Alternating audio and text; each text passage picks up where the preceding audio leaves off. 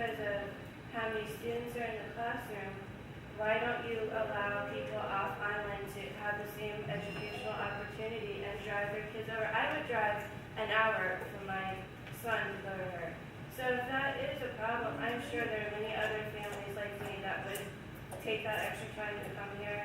And I'm sure that some community involvement with raising money and helping with that situation. But for the little ones, if you're not having the munchkin programs, what other program what money is that going into instead of the munchkin program is what I'm wondering. And it's just such a blessing to everybody. I mean, I can drop my kid off and not worry, and my heart is not like broken every day. And that is something that you guys should be so proud of. We are. Well, then why is it going away? I mean, I just think that's the biggest plus of this island. If friends really cared, where were you Monday morning when Miss Laqueta was crying? We all had to find out that Munchkin is ending in May. Where were you? We went over to your office. You weren't even in there. You left her there crying, having to tell every single one of the parents that there's no more program. Well, I You never sent a letter. You didn't do anything. You left her in there by herself to deal with this. Well, I met with Ms. Laqueta on Friday and Why did you send a letter discussed to the the munchkin parents on program. Friday? Because, quite frankly, I don't discuss personnel issues with parents. And I don't think anyone would expect that personnel issues would be discussed in a public forum. I can tell you, and what I told Ms. Laqueta, is that we are looking for alternatives and trying to figure out what we can do with the munchkin program. And that at this point, at this time, it does not appear that the munchkin program will continue in the fall. That does not mean that it won't. That means that I'm trying to let people know in a very humane way of problems that we're facing and issues that we're having. And I think that there is nothing set in stone at this time. This is meant as an informational meeting to let you know what Rosa, myself, Timmy at the Child Care Center are all trying to do to keep these programs for the community. How did you inform the community about the Munchkin program or the lack of need of Munchkin program, the lack of funds? How did you get that information out to the people? It's new information, quite frankly. You had it on Friday. Nobody, Yeah. you didn't give that information out to anyone else. You gave it to Mr. Quaida. If you would ask for this community support in that, I can pretty much assure you, look, they would all came here and supported you and helped you financially. You can raise funds in this community like that when it's for children. That program is not the same without Miss Laqueta. You lose her, that program will never be the same. Besides Mrs. LaPlata, one thing, I'm going to play devil's advocate for a second, everybody. I kind of see your point, but if you tell somebody a ship's sinking, they're going to start jumping overboard. And kind of what you're doing right now and how this is being handled is kind of great. And maybe, we do have to find somewhere else for your kids to go. So is there or is there not going to be these programs?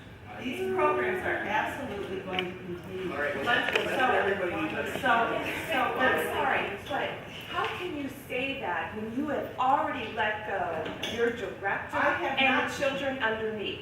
You axed these programs. You just took the heart out of this community center by removing these programs. I'd like to go to the mission statement that says the mission of the Friends of Boca Grande Community Center is to provide educational, cultural, and recreational programs for enhanced quality of life in the Boca Grande community in collaboration with Lee County and other organizations. How are you working with these other organizations? And I think that because I heard that Munchkins was canceled, and I heard that after school was canceled, and that it was a done deal, and that it was all put on Rosa, that Rosa was gonna go. And you are now and Roy was friendly gonna do it, by- and you found out how many people that you upset in this community, and now it's a change of plans, and we're not gonna do this, we're gonna try to turn it around.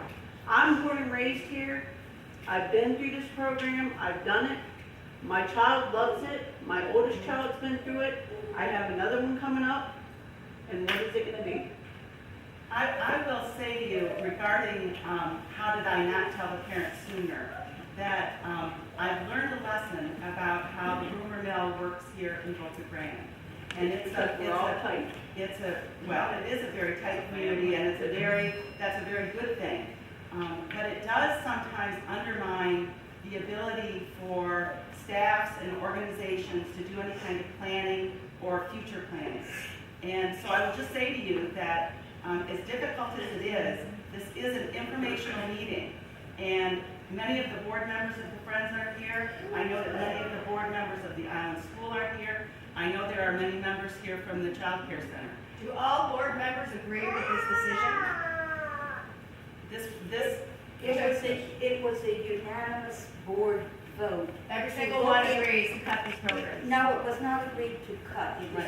It was agreed that we will try to see what the Island School can do and what Miss Kinney can do. Why didn't the board come to us and try to find a way to raise money before making this You decision? know, maybe I owe an apology to this community. I love this community. I live here. This is my home.